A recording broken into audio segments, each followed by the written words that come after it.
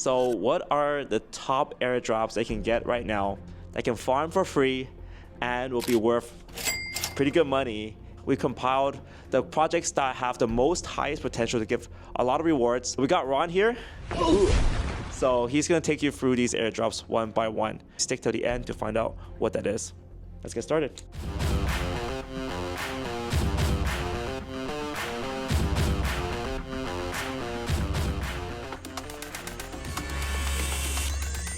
First on this list is Morph. They're an Ethereum layer 2 that merges optimistic rollups and ZK technology, which is one of the first innovations in the layer 2 space. Why I put Morph first on this list is because they have many large investors backing this project. Recently, they raised 20 million from Dragonfly, Pantera, and a lot of other tier 1 VCs. Their valuation is estimated at around $110 to $120 million. For a project with 9-figure valuation, giving out testnet airdrops is definitely a very good opportunity. Take Zeta Chain for example. They did a testnet airdrop. Their valuation's at 400 mil. 10% of their supply goes to airdrops, and only a quarter of that portion goes to testnet users. And I got about $2,000 worth of Zeta tokens just by swapping around in the Zeta Chain testnet. So, how do you farm the Morph airdrop? Right now, the Morph testnet is in its Season 1 phase. It began on May 13 and it will end on July 31. So there's still time for you to participate in the Season 1 before Season 2 starts. They're also going to have Season 3 and Season 4. There's 3 ways for you to earn Morph points. But before you begin, you're going to need testnet tokens in order to interact with any of these steps. You'll need both Holski ETH and Holski USDT. So you can use the Holski POW faucet to claim Holski ETH and use Morph's Discord faucet to claim Holski USDT. Then once you have those tokens, because they're on the Holski network, you'll need to bridge them to Morph Holski network. So go to Morph Bridge, connect your wallet and bridge your ETH and USDT from Holski to Morph Holski. Then once you have some testnet tokens, you can move on to the next step. Part 1. Interact with the dApps building on Morph. So currently there are 11 dApps that you can interact with to farm points. Now some of these dApps will also have their own point system within their app. There's Rapchain, there's Ping Pong, there's Starland, and Clap AI. By interacting with those dApps, you could also potentially earn their token airdrop. These are all the dApps? Yeah. Part 2 is to check in and vote daily. So what you're going to want to do is go to voting power here at the top and just click check in today to claim your voting power. If you have any available voting power, you can select any of these projects and vote for them. And also, don't forget to claim your mystery box every day after you've checked in. The mystery boxes will contain a random amount of voting power, so you can vote even more. Part 3, right now what you can do is interact with their Galaxy campaign. There's a bunch of quests that you can complete to earn oats as well as additional Morph points. The available quests will end on July 31, same as the Season 1 campaign. And I think that these oats will act as a sort of multiplier or a booster for the Morph airdrop. Next up is Fuel Network. This is one that we've talked about a long time ago, way back in early 2023, showing you guys how to interact with their testnet for a potential airdrop, just like Celestia. But late in 2023, their team clarified that interacting with the testnet does not give you any airdrops. Until recently, Fuel announced the beginning of their Fuel Points program. So this part is not free. It does require capital to participate. Essentially, you're going to be depositing ETH or stablecoin assets on Fuel to earn points. By depositing these ETH assets and these stablecoins, you'll be able to earn 1.5 points per day per dollar value.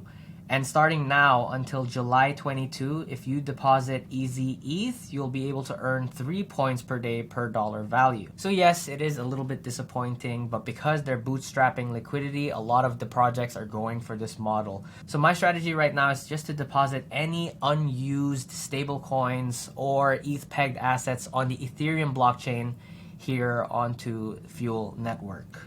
Personally, I think that this is still quite underfarmed, considering that Fuel Network raised $81.5 million at $1 billion valuation. This is a very large project. But right now, their TVL is only sitting at $34 million, and it's only been 3 days. If you compare this to other layer 2s like Blast or like Manta Network, who've had their TVL sitting at more than $500 million after the first week, this is still quite underfarmed. Just remember, only deposit assets that you're willing to lose, because there are inherent risks of smart contract failures. So do your own research, evaluate your risk profile before depositing any assets here on Fuel Network. All right, guys, quick commercial for Bybit. Bybit is the exchange we have been using, and guys, use it before my face turns red and I can't talk here. So guys, use the link down below to use Bybit. Next up is Particle Network. What they're building is a chain abstraction stack that unifies all chain through one universal account. Essentially, what you're going to be able to do is just send your money to any chain without switching to that chain, which is a very annoying user experience, right? And these are all of the chains that will leverage Particle Network's technology to allow users to send money seamlessly. In terms of their valuation, they're at $150 million. Yet again, same approach with Morph, with Zeta Chain. For a project with 9-figure, very big airdrops, especially if it's testnet airdrop, right? Now, how do you farm the Particle Network airdrop?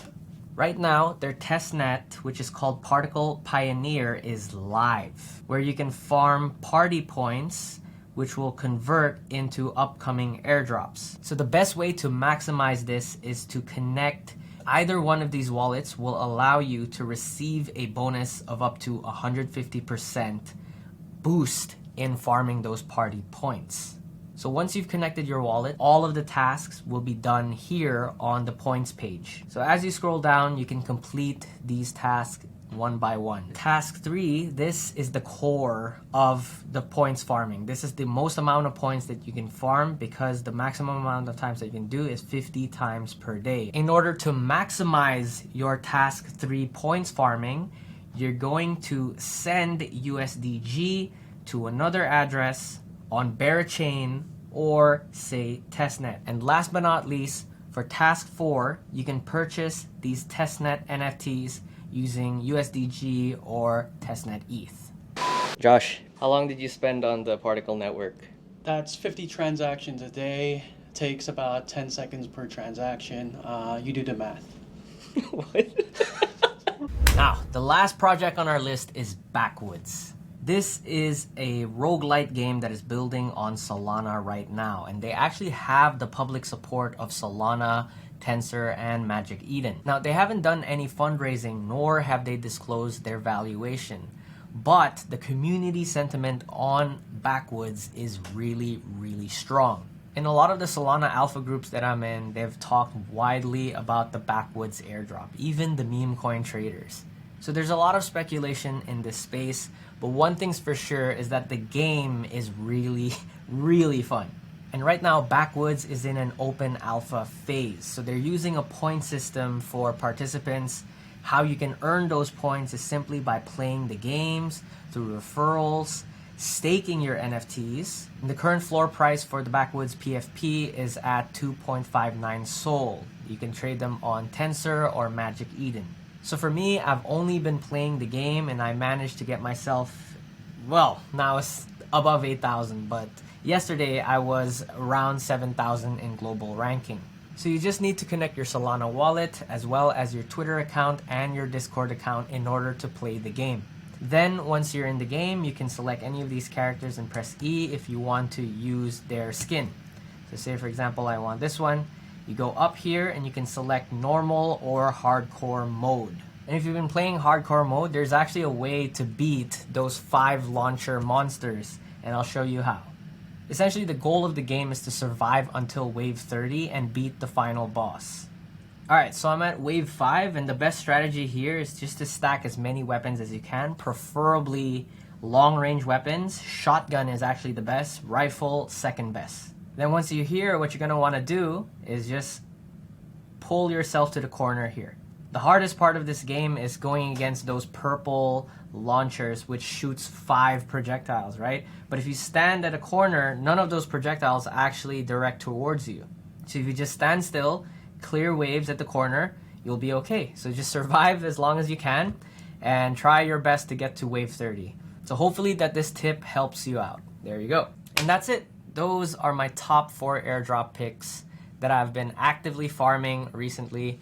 There are tons of other airdrops that you can do. So smash that like button and subscribe to this channel if you want to see more of our airdrop content. And also follow me on Twitter because sometimes I'll be posting really time-sensitive airdrop alpha here so that you guys don't miss out on those airdrops.